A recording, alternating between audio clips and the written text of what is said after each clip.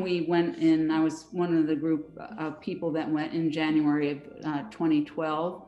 And really from that time, so many things touched me then, but I think it was the homeless residents that at the time was named Kaipov, which means poorhouse.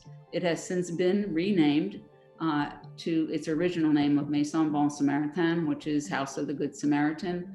But from the very first time that we went there, it, above all of our programs, touched my heart most deeply. It's comprised of homeless residents, most of whom are elderly and have additional physical challenges, as well as some younger residents who are faced with mental health issues as well. What struck me was how they lived with such lack and how they yet lived joyfully and were able at that time to still embrace each of us with such warmth and welcome. It really touched my heart. And at that time, again, there was still dire need, but over the years that we've been involved, they went from having hopefully one meal to two very, very large meals a day that actually suffice for a third meal. They now have a full garden. We work in partnership with the agronomy program, so they're able to enjoy the fruits and vegetables from their own garden and also even earn a little bit of extra finances with it. During this time also, we were able to build a gazebo where they have large meetings and gatherings, walkways to each of them, new latrines with walkways for their own safety, and indoor plumbing, as well as indoor water that they're able to use, showers and faucets within the building. And most recently, we have had electricity. So over the course of all of this time, we've just seen steady improvement in the quality of life that they have. So Maison Bon Samaritain, the home for the elderly and mentally ill in Grosmorne,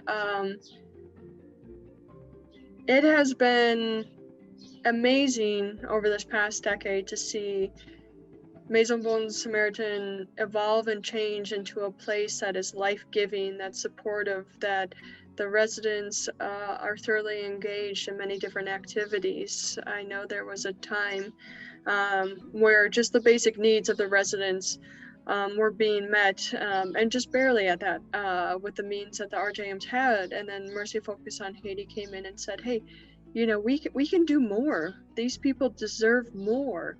And that has led to great changes between different staffing, different kind of nursing care, more meals available, different kind of entertainment with parties and Mother's Day and Father's Day celebrations. And it's been wonderful. And upgrades, huge capital upgrades that would not have been possible without Mercy Focus on Haiti, that just provide, you know, safe housing for some of the most vulnerable residents of Grosmorne. I think we were all a little disturbed around the name of Maison Bon Samaritain at that time.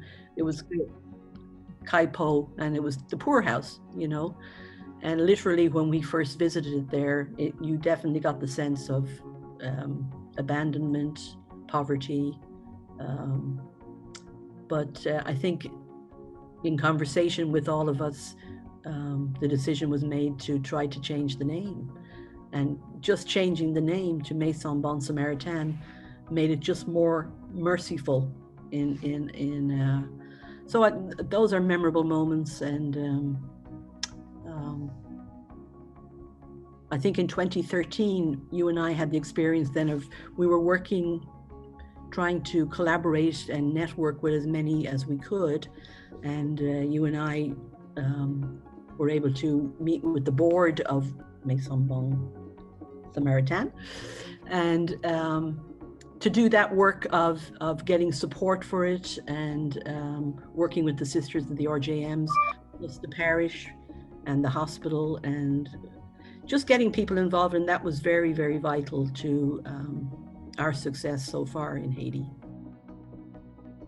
What happened, in my estimation, and what's borne out for me, is the residents started to feel better about themselves because they had a wall.